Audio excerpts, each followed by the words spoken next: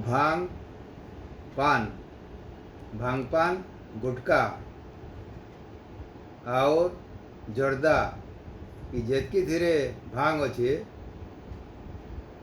ये सब मुहर कर्कट हवार पाई साहाय्य करे। जदि ताको 8-10 वर्ष पर ऊपर जे खाएला और आजिकार जो प्रकार भेजाल गुटका जर्दा मिलूची से खाएला तो मुहर कैंसर हवाटा बहुत चांस अच्छी। तेणु जो मैंने खाऊछंती से माने इताको रिव्यू करंतु खावा कथा कि नहीं एवं जेते शीघ्र हवा ताको छाड़ी दियंतु।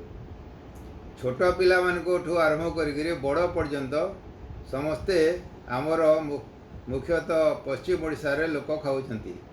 आउ इथरे मुहर कैंसर जीभर कैंसर बहुत होची। जीभ भी काटी देवाको पड़ुची। तेणुकरी आज सचेत हुअन्तु। धन्यवाद।